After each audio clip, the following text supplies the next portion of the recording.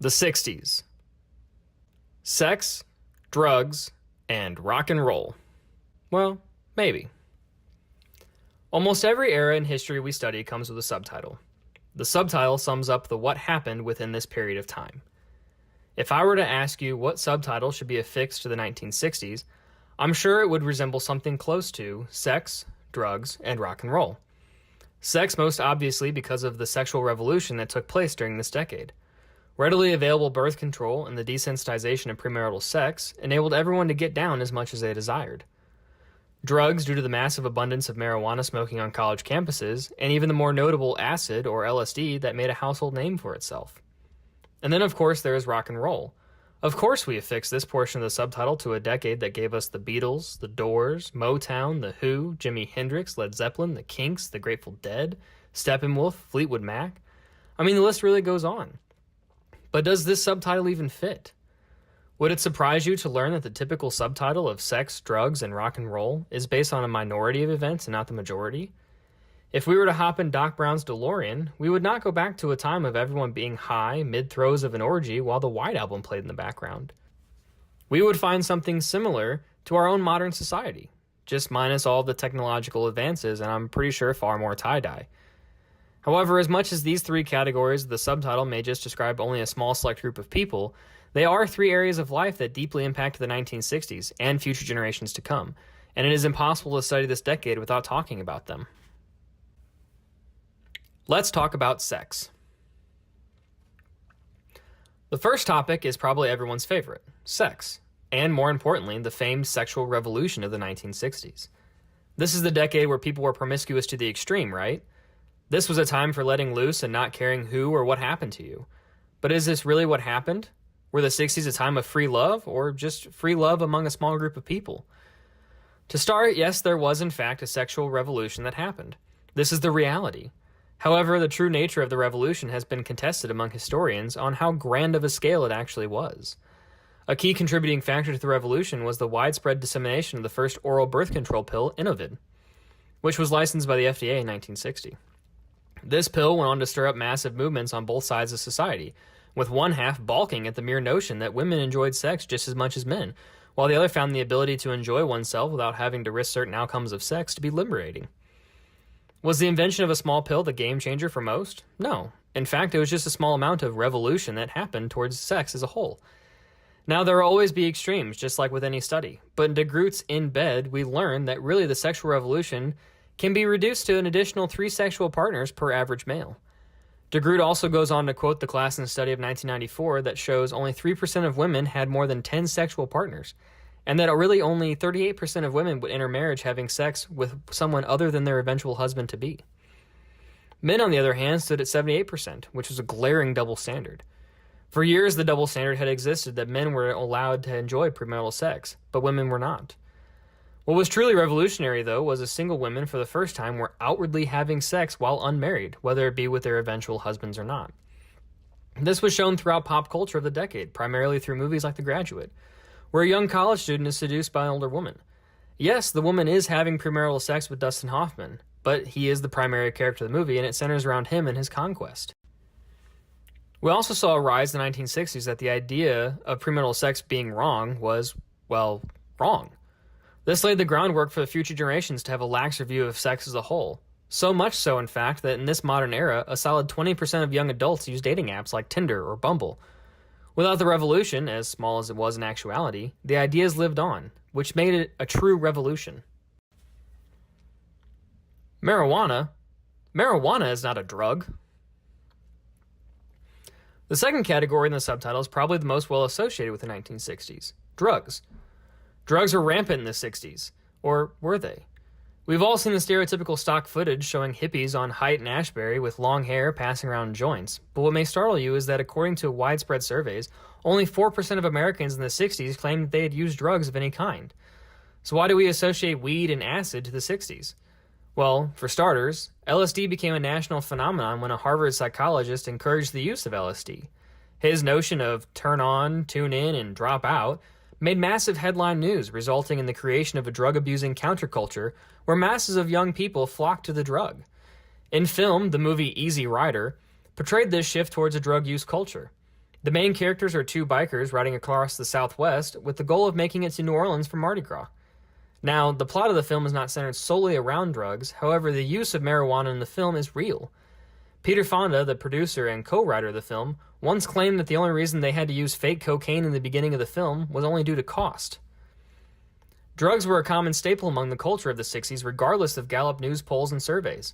Drugs were everywhere, either positive or negative lights. The U.S. Navy even studied LSD for some time and came out with a view detailing the effects of the drug on the mind and encouraging young people not to take it. In a more positive sense, the autobiography We Only Came to Dream about life in the 1960s details almost daily drug use. The book's first chapter even tells the author's desire to have one of his friends try marijuana for the first time.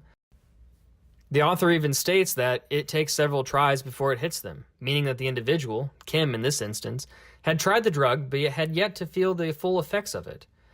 Despite the numbers of who actually used drugs, the reality was they became more popular in this time. LSD was actually created in the 1940s, yet it found popularity in the 60s. Why? Well, the drug fueled the anti-rules counterculture that prevailed during the time. Drugs were a simple fact of life, and it created a more open idea to the use of drugs. Today we have multiple states that have decriminalized or outright legalized marijuana. This was a drug that 60 years ago was railed against by the government, and now is a profitable industry. The 60s, and more importantly the drug-fueled counterculture it created, made this happen. He could play his guitar just like he was ringing a bell. The third and final aspect of the subtitle is rock and roll, which you may say in all honesty is probably the most fitting, right? Well, yes and no. Rock, as we all know it in its many facets, actually sprang up from country folk and soul music of the 1950s. Starting around 1954, a new type of music had reached the airwaves, blues, and I'm sure it came marching in. This fast-paced music contained amazing guitar riffs and a drum beat that you could dance to. A small-framed African-American by the name of Chuck Berry, from the best city I might add, started playing his guitar and captured the hearts and, more importantly, the ears of millions. His music, combined with that of Muddy Waters and others, created the foundation for the groups that made the 60s rock. Blues music, or the foundations of rock, can be traced back to the soul music that sprang up in and around plantations. By World War I, during the Great Migration, African Americans brought their soulful music to urban centers like Chicago and St. Louis. Here the music began to spread like wildfire, and would eventually inspire rock groups of the 60s, Pink Floyd, the Rolling Stones, who actually took their name from a Muddy Waters song, and of course the Beatles. One style of music, however, had its heyday in the 60s, yes, more so than rock and roll, Motown. The love child of Berry Gordy Jr., Motown was a new kind of soul music that was popular not only among African-American audiences, but, well, everyone. Songs like Mr. Postman and Heard It Through the Grapevine took the nation by storm. This was music that had, at its end, had 14 pop singles go number one and gross over 21 million before everything was all said and done. But why is it not sex, drugs, and Motown? Well, the easiest and most correct answer would be what happened after Motown. Quite simply, those mop tops from across the pond. Of course, I am referring to the Beatles. A group of 4 men from Liverpool, England, the Beatles were one of the first groups to successfully reach the American charts and sustain a presence on them. This was not only because of their catchy music, but also the massive public relations effort put forth by Brian Epstein, the Beatles' manager. He put in hours of time and thousands of dollars to gain control of the airwaves prior to Paul, John, George, and Ringo ever stepping foot on a plane. The Beatles took the States by storm and by 1966 had sold close to 200 million records, netting almost $500 million in sales. This alone would make them one of the greatest rock bands of all time, but for the next 3 years, the Beatles managed to stay relevant and kept releasing music, albeit their later stuff is a bit odd. Yeah, I'm looking at you, Ringo. Back to the yellow sub with you, sir. Another prime addition to the rock culture of the 60s, cementing its place in our subtitle, is the music of the protest era. Artists like Bob Dylan began releasing music that went against the social norms of, well, music. If you don't believe me, just pick any Dylan song and you'll hear what I mean.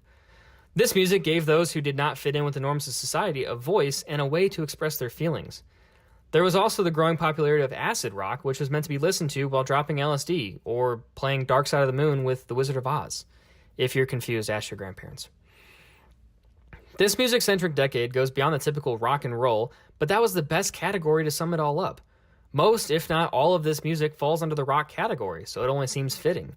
If anything, it's really the only pure subtitle we have when compared to the statistics of sex and drugs. Yes, it fits, but we should know how. To answer the question at the start, yes. The term sex, drugs, and rock and roll fits and deserves to be attached forever to the 1960s. It was a time of changes for everyone, even if it wasn't on the grand scale we all believed it to be. There was no real blatant sexual revolution that touched the lives of everyone in this decade, but it still set forth a foundation for a future to avoid looking like a Mad Men episode. Drugs, while used and popular, were really only used by a small percentage of people. Yet they were still able to embed themselves into the culture of the 60s. Even if you did not smoke marijuana, I'm sure you still enjoyed Easy Rider and its real use of marijuana in the movie, if not for anything but the motorcycles. Rock music is probably the best subtitle, but there was so much more than just rock and roll. If we only attach rock, then we miss out on Gladys Knight and her Pips, the Supremes, and of course Chuck Berry. The 60s were so much more than sex, drugs, and rock and roll, but they were still those things, keeping this subtitle fitting. The subtitle of sex, drugs, and rock and roll should always be applied to the 60s, but with an asterisk that says see more. Because, well, there was so much more.